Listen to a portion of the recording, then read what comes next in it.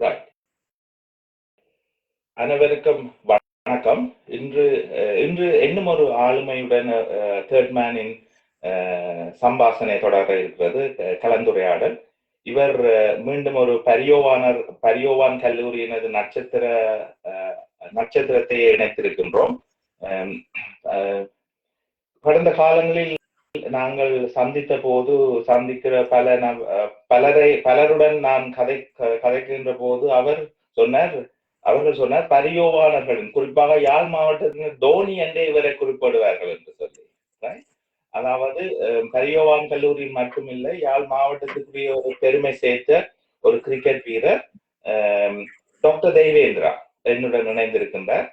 இவரது கிரிக்கெட் ஜேர்னியை பற்றி நாங்கள் இந்த முறை கதைப்போம். பார்ப்போம். டாக்டர் வணக்கம். இந்த நேரத்தை ஒதுக்கி இந்த தேர்ட் மேன் கிரிக்கெட் சேனல் என்னுடன் கலந்து கொண்டதுக்கு நன்றி. நாங்கள் உங்களது கிரிக்கெட் ஜேர்னியை பற்றி ஒரு சிறு அளவில் தான் தெரிந்து கொண்டாலும் நேர்கள் மாதிரி எனக்கும் விருப்பம் இருக்கிறது. உங்களது இந்த பயணம் எப்படி போனது என்று கேட்கறதுக்கு. தனியே கிரிக்கெட் மட்டும்தான் கிரிக்கெட் பயணம் எப்படி உங்களோட போடும். நீங்கள் மருத்துவத்துறையிலும் நீங்கள் ஈடுபட்டிருக்கிறீர்கள். ஆனால் அதை பற்றி உங்களோட கிரிக்கெட் கதைக்கிறதுனாலே கணக்கு நேரம் வேணும். ஆனால் இந்த நேரத்தை பயன்படுத்தி ஒரு சிறிய அளவில் உங்களோட அனுபவங்களை நாங்கள் உங்களோட ஷேர் பண்ணுவோம். வணக்கம் டாக்டர், எப்படி இருக்கிறீங்க? வணக்கம் ஐயா. நல்லா இருக்கிறோம். நல்லா இருக்கிறோம். லாக்டவுனுக்குள்ள நாங்கள் இப்படி ஒரு விஷயத்தை நான் செய்யல வந்து கலந்து கொண்டதுக்கு நன்றி. உங்களோட கிரிக்கெட் எங்க ஆரம்பமானது அதை பற்றி இருக்காங்க? நான் என்னோட கிரிக்கெட் வந்து கொழும்புல ஆரம்பமானது. நான் கொழும்புல தான் பிறந்தேன். நான் பிறந்து போட்டு எனக்கு 2 அண்ணனார் இருந்தவேல். அப்ப அதை இருக்கிற நாங்கள் பிறந்தது சின்ன வயதிலே அம்மா சொல்லுவான், நான் பந்தை கொண்டு தெரியும் நடுகளும் என்று. அதனால ஈவன் பேட் எப்ப எனக்கு கிடைச்சேன்னு தெரியாது. நான் பேட்டையும் பாலையும் உருட்டி கொண்டு திரிவரேன் அப்படின்னு சொல்லி 3-4 வயதுல அப்படித்தான் நான் செய்தேன். நான் பேருந்து எனக்கு ஞாபகம் இருக்கிறது 6-7 வயதுல எங்கட நான் 36 வெள்ளவத்தையில இருந்தேன். நாங்கள் அது அங்கே அப்ப ராமகிருஷ்ணனுக்கு மிஷனுக்கு கடற்கரை பக்கமா எங்கட ஊடாக்கள் கொஞ்சம் பேர் வந்து விளையாடுறேன். இந்த வாய்ஸ் அப்பா ஆனால சுந்தரம் அவர் வந்து அப்ப யங்ஸ்டரா இருக்கிறார். இளமான அங்க எலக்ட்ரிசிட்டி போர்டு வேலை செய்திருக்கிறார். அப்போ ஒரு 15-20 பேர் வந்து விளையாடுறவர்கள். அப்ப கிட்ட அண்ணா 2 பேரும் போறேன் விளையாடுறது. நானும் அவரோட ஈடுபட்டு போறது. அப்ப அங்க போய் அதுலதான் நான் அந்த பேட்டு இதெல்லாம் அவைய பேட்ச் எல்லாம் பார்த்து எந்த மாதிரி பேட்ச் எழுத போகலாம் அப்படி எல்லாம் பார்த்து நான் வழியால அவுட்ஃபீல்ட நின்று எடுத்து எறிகிறது. அதான் எனக்கு வேலை. அப்படித்தான் நான் முதல் காண்டது. பேருந்து அதற்கு பிறகு நான் தேர்ஸ்டன்ல படிக்கிற காலத்துல அப்பா வந்து கொழும்புல டெலிஃபோன் கத்தவர்கள் வேலை செய்த இன்ஸ்பெக்டரா. அப்ப வந்து எனக்கு பிக் பண்ற வந்து 5:30 மணி போல எங்களை வந்து ஏற்றவார்கள். அப்ப அந்த நேரத்துல நாங்கள் பேங்குகளை போட்டுக்கொண்டு இருந்து பார்த்துட்டு இருக்கிறோம் அப்பா வெறுமறை. அப்ப நான் வந்து எங்களுக்கு மத்தியானத்துல நாங்கள் இன்டர் கிளாஸ் கிரிக்கெட் விளையாடுறாங்க, சாஃப்ட்பால் கிரிக்கெட். அப்ப அதுல விளையாடுக்க அதுல இருந்து டீச்சர் எங்களை கண்டுபிடிக்க அவர் வந்து என்ன சொன்னார், நீ சும்மா நிக்கிற பிள்ளை இதை பார்த்துக்கொண்டு அவங்க இங்க வந்து பிராக்டிஸுக்கு வாங்க. அப்ப அதுலதான் நான் கிரிக்கெட் வயசுல 8 வயதுல தொடங்கி ஸ்கூலுக்கு அந்த டைம் விளையாடினான். அங்க விளையாடி போட்டு பேருந்து 11 அந்த 12க்கு விளையாடிக்கத்தான் 58ஆம் ஆண்டு பிரச்சனை வந்தது. அப்ப அதுல இருந்து நாங்கள் அங்க விட்டுட்டு பேருந்து யாழ்ப்பாணத்துக்கு போனாங்க. அப்ப யாழ்ப்பாணத்துல சேர்ந்தது 58ஆம் ஆண்டு ஜூன்ல கலவரத்துல. பேருந்து 59ஆம் ஆண்டு செகண்ட் லெவல் விளையாடினான் சென்ட் ஜான்ஸ்ல. அப்ப எனக்கு பிறகு இன பிரச்சனை காரணமாக 58ல நீங்க 58-59ல இங்க சென்ட் ஜான்ஸுக்கு வந்து ஜாயின் பண்ணீங்க. தேர்ஸ்டன்ல நீங்க உங்களோட கோச்சா இருந்த வேலை ஞாபகம் இருக்கா சார்? ஆமா, ஞான பிரவாசம் ஒரு தமிழ் டீச்சர் அங்க படிப்பிச்சவர். அவர் தான் எனக்கு முதல் என்ன மாதிரி பேட் பண்ணணும், என்ன மாதிரி பந்து போடணும், பேட் பண்ணக்க முழங்கை எல்போ வந்து பேட் பவுலரை ஃபேஸ் பண்ணணும். மற்றது கை பந்து போடக்க மேல் கை வந்து களத்துல காதுல படணும். எந்த பேசிக் இது எனக்கு காட்டி தந்தவர் ஞானப்பிரகாஷ் மாஸ்டர். பேருந்து நான் யாழ்ப்பாணத்துல அங்க வந்து விளையாடக்க அவர் அங்க வந்தவர் ரிட்டையர் பண்ணி போட்டு அவர் ஞானப்பிரகாசத்துல 1930s அவர் சென்ட் ஜோசப் கேப்டன் பண்ணார் 2 தடவை. அப்பதான் எனக்கு தெரிஞ்சு இவர் பெரிய விளையாட்டுக்காரர். அப்ப நீங்கள் 58ல நீங்கள் அங்க வந்த பிறகு என்ன மாதிரி உங்களோட கிரிக்கெட் ஜேர்னி சென்ட் ஜோன்ஸ்ல எப்படி உங்களோட கிரிக்கெட் ஜேர்னி ஸ்டார்ட் பண்ணுது? அப்ப நாங்கள் இருந்தது வந்து பெரியமலையிலேருந்து கண்டி ரோட் ரயில் பாதையை கிட்ட. அப்ப நாங்கள் சைக்கிள்ல போய் வந்தோம் நாங்கள் ஸ்கூலுக்கு. அப்ப எங்களுக்கு கொஞ்சம் வசதியா போச்சுது பிராக்டிஸலுக்கு போறதுக்கு. அப்ப நான் 12 வயதுல அண்டர் 17 பிராக்டிஸுக்கு போனேன். போய் எடுபட்டு மேன் மேட்ச் விளையாடி ஹார்ட்லியோட 80யோட அடிக்கிறாங்க. அது வெளியே அண்டர் 17 போல் பண்ண. உங்களோட கோச் அப்ப 1960sல ஃபர்ஸ்ட் டைம் நீங்க சென்ட் ஜான்ஸுக்கு போய் ஜாயின் பண்ணிக்கல அந்த அண்டர் 13 அண்டர் 15 அந்த ஸ்டார்ட் பண்ணி அண்டர் 17ல ஆட தொடங்கினீங்களே அந்த 15 வயசுலயே நீங்க அண்டர் 17ல ஆட தொடங்கி. அப்ப உங்களோட கோச் யாரா இருந்தது? அது ஞாபகம். மாலிங்க மாசம் தான் அடுத்த வருஷம் மாலிங்க மாசத்தை தொடங்கிட்டாரு. நான் அண்டர் 13ல 13 இயர்ஸ்ல ஃபர்ஸ்ட் விளையாடுறேன் 60ஆம் ஆண்டு. 13 இயர்ஸ்லயே 13 உங்களுக்கு 13 வயசா இருக்கீங்களே ஃபர்ஸ்ட் 11 விளையாட தொடங்கிருக்கீங்க. 90 அது பெரிய ஒரு விஷயம். என்ன அந்த அது விளையாடிட்டு 7 வருடம் தொடர்ந்து விளையாடினான். 7 வருடம் ஸ்கூலுக்கு 66ஆம் ஆண்டு வரைக்கும் விளையாடுறேன். ஓகே. அப்ப உங்களோட அந்த 7 வருஷம் தொடர்ந்து அந்த ஃபர்ஸ்ட் 11 விளையாடின உங்களோட அனுபவத்தை சொல்லுங்க. ஒரு குறிப்பிட்ட அனுபவங்கள். 60ஆம் ஆண்டு தொடங்கினாங்க. அப்ப அதுல ஒரு 6 பேர் ஃபர்ஸ்ட் லெவல் இருந்து ஓவர் ஐயா போயிட்டு நாங்கள் 6 பேர் அதுக்குள்ள ஈடுபட்டாங்க. செகண்ட் லெவல் அங்கே வந்தாங்க. அந்த ஃபர்ஸ்ட் இயர்ல நான் ஒரு அளவுக்கு நல்லா பெர்ஃபார்ம் பண்ணேன்.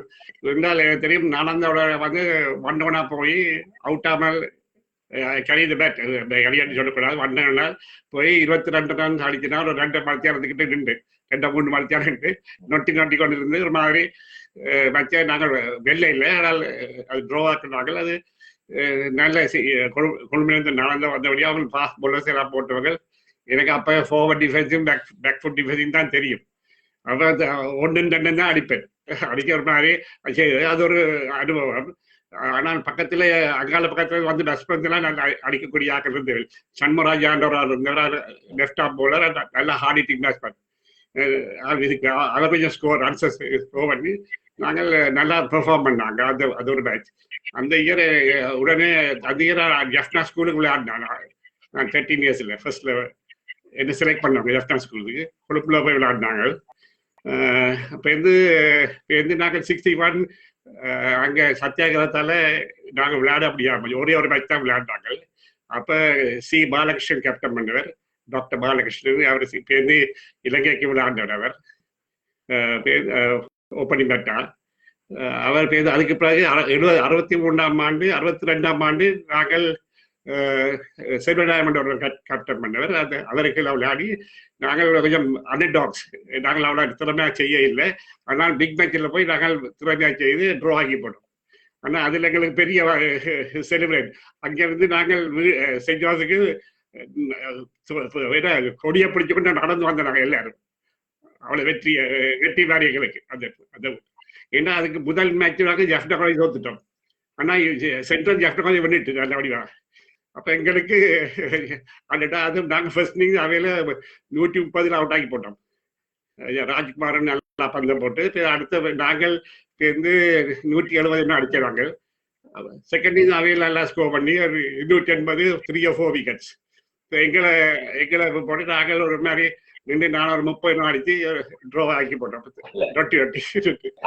அதுல என்னன்னு சொன்னா வெல்ற விட இப்படி இக்கட்டான சூழ்நிலையில போய் ட்ரோ ஆக்குறதே ஒரு பெரிய வெற்றிலும் பெரிய மகிழ்ச்சியை கொண்டு வருது. ஆமா. அந்த டைம்ல சீனியர் பிளேயர் இருந்தவர் உடனே எல்லா போர்டஸையும் வெள்ள சேட்டை கொண்டு வர சொல்லி எல்லாருக்கும் டை பண்ணி அதான் ஃபர்ஸ்ட் டைம் எல்லா போர்டர்ஸும் ரெட் அண்ட் பிளாக்ல போடுவேன். எங்களை சேர் பண்ணணும்னுக்காண்டி அதுல இருந்து பேருந்து தான் அதுக்கு பேருந்து தான் எல்லாரும் இந்த ரெட் அண்ட் பிளாக் உடுக்க தொடக்கிறது. அது வரைக்கும் அப்படி நார்மல் யூனிஃபார்ம்ல தான் போறேன் ஸ்கூல் இதுக்கு பேட்ச் பார்க்க. அது நல்ல ஒரு அனுபவம் உங்களுக்கு. வேற ஏதாவது நீங்கள் 7 வருஷம் விளையாடி இருக்கிறீங்களா? அது ஒரு பெரிய ஒரு சாதனை நான் கருதுறேன். 7 வருஷத்துல உங்களுக்கு மிகப்பெரிய அனுபவங்கள் இருக்கும். அதுல குறிப்பிடப்பட்ட அனுபவங்கள் என்ன மாதிரி? அது 63ஆம் ஆண்டு நாங்கள் கிரவுண்ட்ஸ் விளையாடினாங்க. அதுல வந்து நான் கொஞ்சம் திறமையா விளையாடு. ஃபர்ஸ்ட் நீங்க 48 ரன்ஸ் அடிக்கிறேன். நம்ம அடிக்க முதல் அவுட்டா போயிட்டேன். நாங்கள் அதில் ஸ்கோர் பண்ணாங்க. சென்ட்ரல் கொஞ்சம் குறைவா ஸ்கோர் பண்ணது. நாங்கள் 180 அடிச்சு அவை 100 என்ன அடிச்சது. அதுலேயும் பந்து வீசி நல்லா செய்தான். சேர்ந்து செகண்ட் இன்னிங்ஸ் வந்து நான் ஒரு 74 ரன்ஸ் நாட் அவுட் ஆகாமல் நாங்கள் அடிக்கப்பட்டு 180 190 ரன்ஸ் அடிச்சு 3 விக்கெட்ஸ். ரவி தம்பியான என்னோட பார்ட்னர், என்னோட அதான் ரேணுகா ஹோட்டலில் ஓனராக இருந்தவர். அவர் தான் எனக்கு பக்கத்தில் பார்ட்னர் பண்ணி அவரை கொஞ்சம் அடித்து நாங்கள் 180 அடித்து டிக்ளேர் பண்ணி விட்டோம். அவையில் 8 விக்கெட்ஸ் 80 ரன்ஸ் இருந்த செகண்ட் இன்னிங்ஸ். ஆனால் மழை வந்துட்டு அம்பையர் இவையில் 2-3 பீல் பண்ணி அம்பையர் அதை கொடுத்துட்டார் பேட் லைட். பேருந்து அதுக்கு ஒரு மாதிரி தேவை பேருந்து வெயில் அடிக்க தொடங்கிட்டு. அப்போ நான் அதில் ட்ரா போச்சு மேட்ச். அந்த மேட்ச் அதில் வந்து எனக்கு பெஸ்ட் பவுலரும் பெஸ்ட் பேட்ஸ்மேன் 2 தந்தது. ஆனால் ஆல்ரவுண்டரையும் ஃபீல்டரையும் சென்டர் காய்க்கு கொடுத்தவேன். டொனால்ட் கணேசகுமாருக்கு ஆல்ரவுண்டராக்கும் ஃபீல்டர் என்னோட ஆயிடுது. அதில் அது ஒரு நல்ல மேட்ச். இது 64ல் நான் அங்கே போய் விளையாண்டாங்க. எனக்கு 2 தடவை நான் கேப்டன் பண்ணக்கு சென்டர் காய் கிரவுண்ட்ஸ். அங்கே எனக்கு அந்த கிரவுண்ட்ஸ் எனக்கு கொஞ்சம் நர்வஸ். அதுக்காக போய் விளையாடுறது. அதனால அவ்வளோ செய்யலை. ஆனால் ஃபர்ஸ்ட் இன்னிங்ஸ் செகண்ட் இன்னிங்ஸ் அவ்வளோ செய்யலை. 65 கிரவுண்ட்ஸில் நாங்கள் வந்துட்டாங்க கலந்துரை இந்த கேப்டன்சியில். அதில் நான் 30 or 40 அடிக்கிறேன் அந்த மேட்ச்சில். விக்கெட்ஸும் கொஞ்சம் எடுத்துறான். 4 or 5 விக்கெட் எடுத்துறேன் அந்த மேட்ச்சில். எடுத்து நாங்கள் வந்து 66 வந்து கேப்டன் பண்ணாங்க. திருப்பியும் சென்டர் காய் கிரவுண்ட்ஸில் 6 அதுலேயும் நான் அவ்வளவு திறமா செய்யலை லாஸ்ட் இயர். அதில் தான் என்னுடைய சென்டர் காய் பிளேயர் பக்குனராஜான்ற ஒருத்தர் இந்த போனிக்கு 5 4 அடிக்கிறார் ஒரு ஓவரில். நல்ல பேட்ஸ்மேன், அதாவது நல்ல ஹார்ட் ஹிட்டிங் பேட்ஸ்மேன். அப்போ நான் போட்டதுக்கும் பிளாக் பண்ணப்போ அது 4 போகும். அது அப்படியான நான் சில ஃபாஸ்ட் பால் போடுறேன். நான் லெஃப்ட் ஆர்ம் ஸ்பின் பண்ணுறது, இலக்கட ஒரு ஃபாஸ்ட் பால் போடுறேன். அது எல்லாத்துக்கும் அவர் அடிக்கக்கூடிய இருக்குது. அது அவரோட சாதனை 5 4 ஒரு ஓவர் அடிக்கிறது. மற்றது 66ல் நாங்கள் 65 தான் நாங்கள் சிரமமாக செய்தது. 63ல் நான் செல்லுதில் கேப்டன் பண்ணவர். அந்த இயர் நான் ஒரு 40 or 45 கேச்சஸ் படித்தேன்.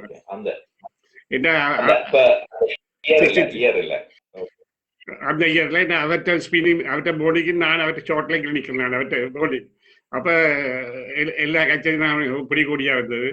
அதில் 40 odd விக்கெட் 7 மேட்சஸ்ல பிடிச்சது. Right arm spin. நான் சின்ன ஒரு இன்ட்ராக்ட் பண்றதுக்கு, இப்ப நீங்க அப்ப நீங்க அந்த நேரத்துல நீங்க விளையாடிக்கல 1 yearல நீங்க எவ்வளவு மேட்சஸ் விளையாடி இருப்பீங்க? சும்மா ரஃபா 7-8 தான். 7-8 தான் மேட்ச் விளையாடுறாங்க. 10க்கு மேல் விளையாட 7 8 9 தான் மேக்சிமம். அது தை மாதம் தொடங்கினோம்னால ஃபர்ஸ்ட் மேட்ச் ஒரு ப்ராக்டிஸ் மேட்ச் விளையாடுவோம். YFCL அரியாலை ஸ்போர்ட்ஸ் கிளப் அப்படியே ஒரு டீம் வந்து விளையாடும். விளையாட பிறகு நாங்கள் வந்து மேட்ச் ஸ்டார்ட் பண்ணுங்க. எண்ட் ஆஃப் ஜனவரி தான் ஸ்டார்ட் பண்றோம். 3rd week of January start பண்ணாலும் மார்ச் லாஸ்ட் வீக் ஆஃப் மார்ச்ல 3rd week of March தான் பிக் மேட்ச். 21st 22nd அந்த டைம்ல மழை மாற காலம். இந்த அப்பதான் சூரியன் உச்சத்துல இருக்கும் அந்த காலம். அப்ப நாங்கள் அதோட எங்கட கிரிக்கெட் சீசன் முடிஞ்சிடும். சொப்பர் தான் பேருந்து விளையாடுறாங்க.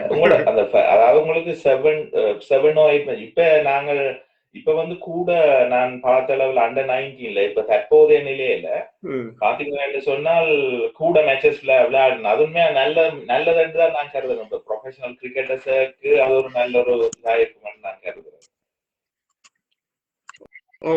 அது நல்லதுதான். அதே நேரத்துல இப்ப நான் பார்க்குற மாதிரி பார்த்தால் மிட் மிட் வீக்லேயே விளையாடினோம். செவ்வாய்க்கிழமை வெள்ளிக்கிழமை விளையாடினால் பிள்ளைகள படிப்பெல்லாம் கெடுப்போம். இன்னும் 2-3 நாள் அங்கே பிற தேசத்துக்கு போக 3 நாள் படிப்பு இல்லாமல் போயிட்டோம்.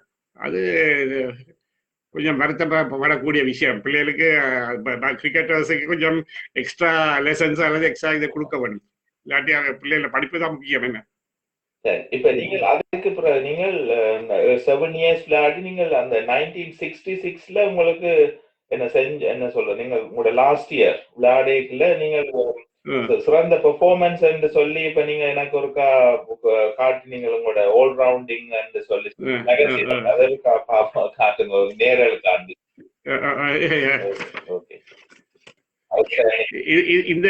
இது வந்து 1966 சென்ட் ஜான்ஸ் மேகசின்ல வந்தது.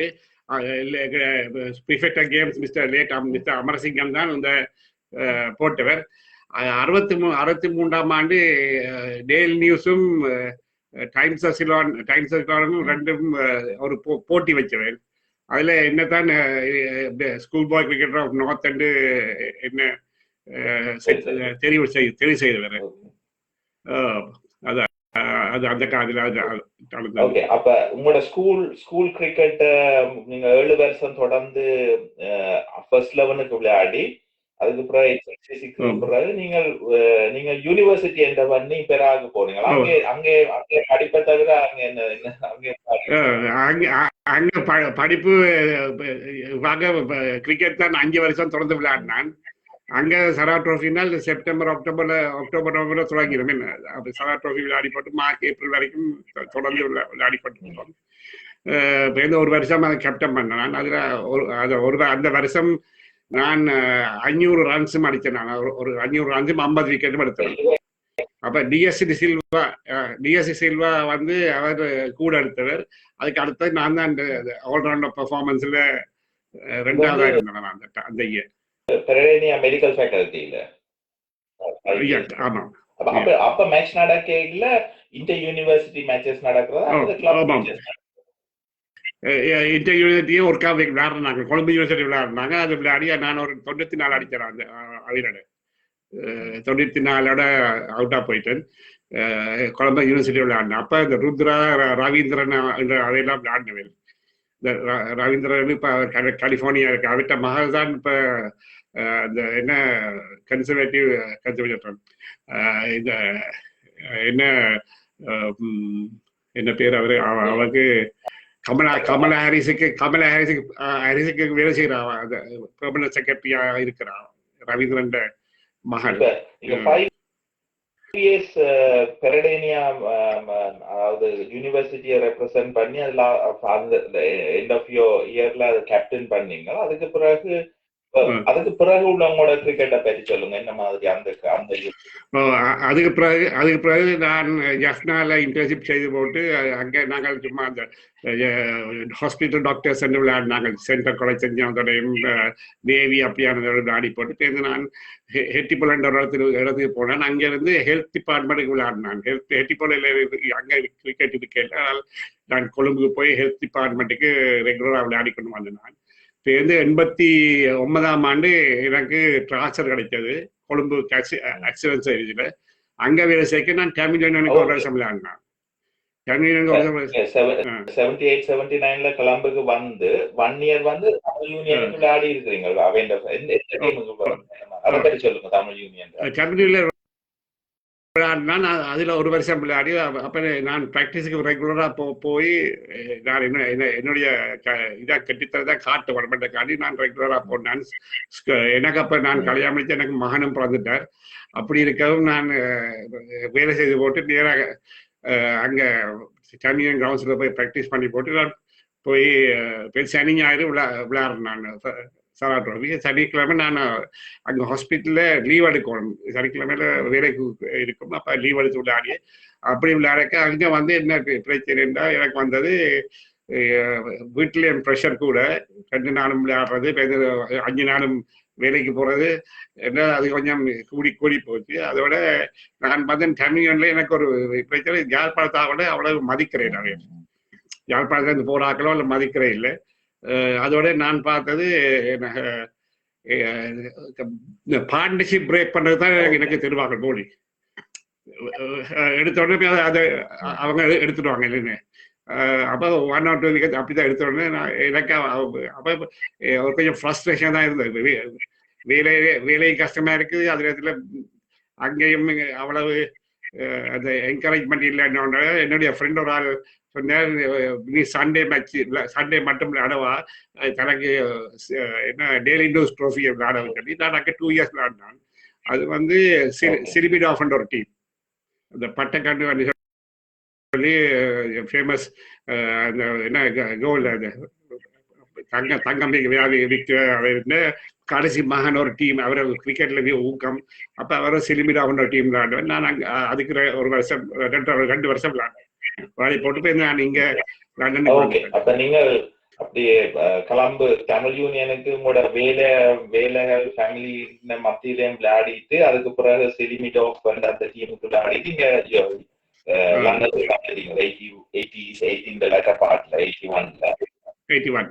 லண்டனுக்கு வந்து உங்களோட அதுல இருந்து இங்கத்தே இருக்கிற உங்களோட கிரிக்கெட் ஜர்னி. அதான் லண்டனுக்கு வந்து நான் முதல் 6 மாதம் வாட்ஃபோர்ட் ஹாஸ்பிட்டலில் வேலை செய்து போட்டு பேருந்து நான் வேல்ஸுக்கு போனேன். வேல்ஸில் பொண்டிப்பீட்ன்ற ஒரு இடத்துல போய் அங்கே நான் 1 வருஷம் ஒர்க் பண்ணேன். அந்த வருஷத்தில் நான் அங்கே பக்கத்தில் ஒரு கிரவுண்ட் இருந்த ஒரு டாப் போட்டு மைனர் கவுண்டிஸ் விளையாடணும். அதில் 1 வருஷம் விளையாடினான். விளையாடி போட்டு பேருந்து ஹடர்ஸ்ஃபீல்டுக்கு போனேன். அங்கேயும் போய் ஒரு வருஷம் வேலைக்கு அந்த டைமில் நாங்கள் விளையாடிட்டு பேருந்து லண்டனுக்கு வந்துட்டேன். 84ஆம் ஆண்டு லண்டன்ல நான் வீடு வாங்கிட்டு வெஸ்ட் ஹரோல வந்த மூட்டம்.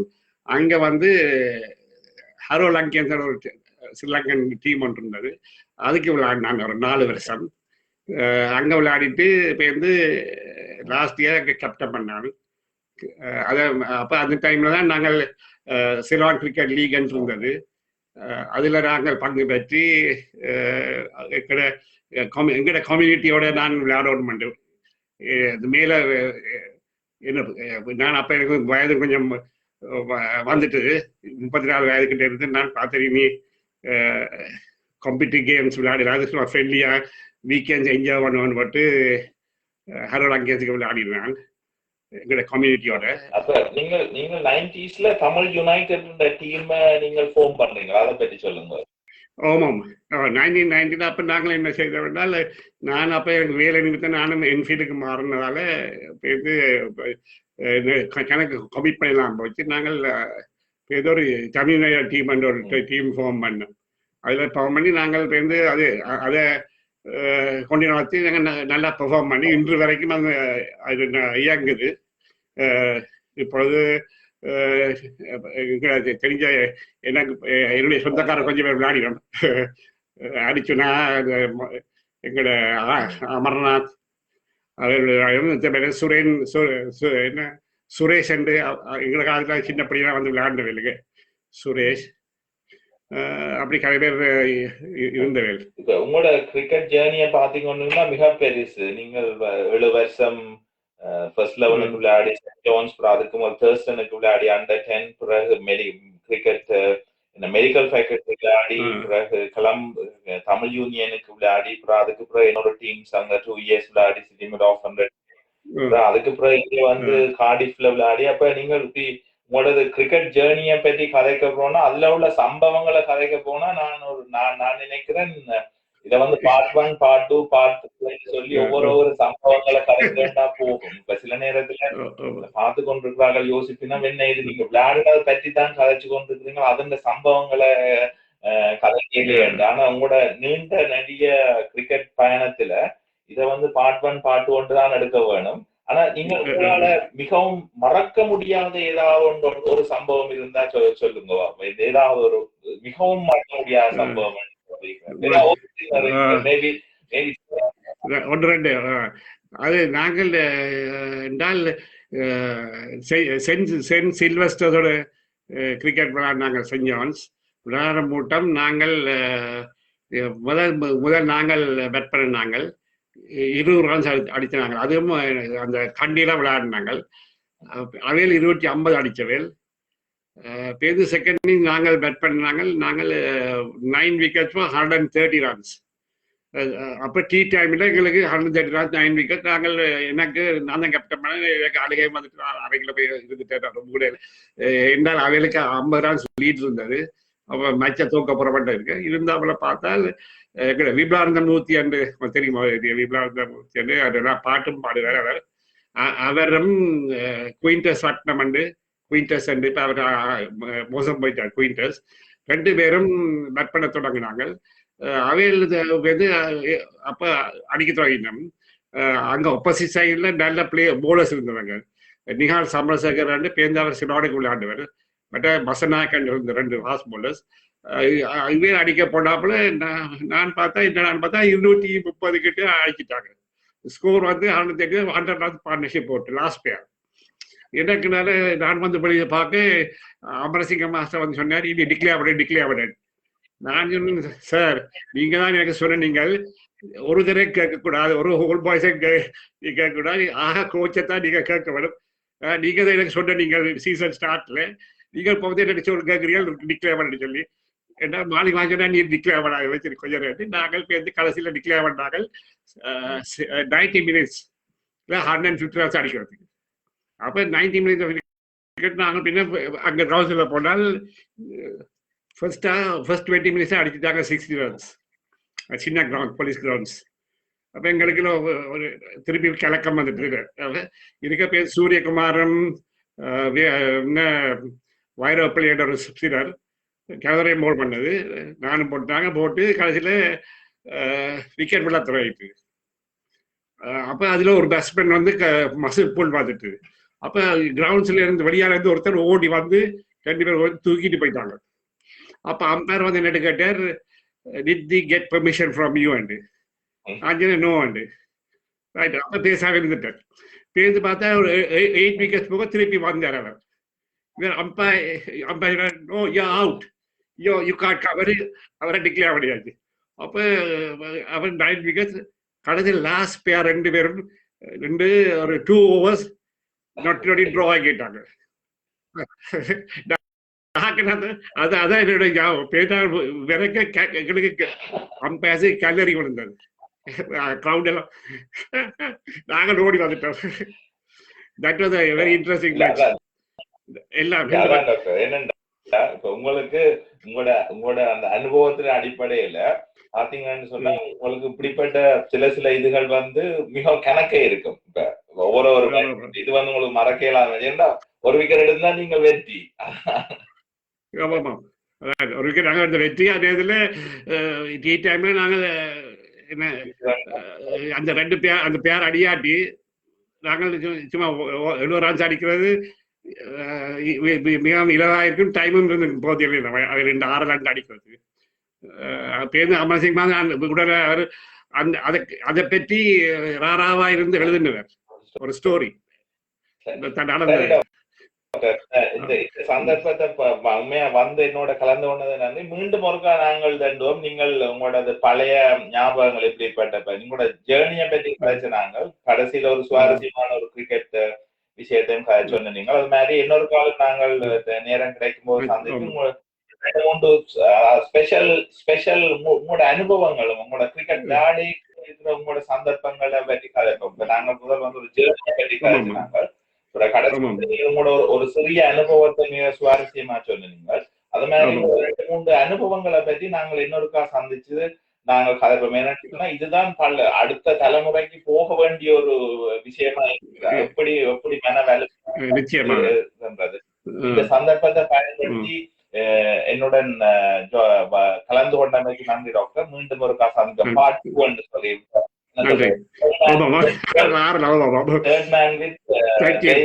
பார்ட் 2 அனுபவங்களை ஸ்பெசிபிக்கா கதைப்போம். நன்றி. தேங்க்யூ. Okay, thank you. வணக்கம்.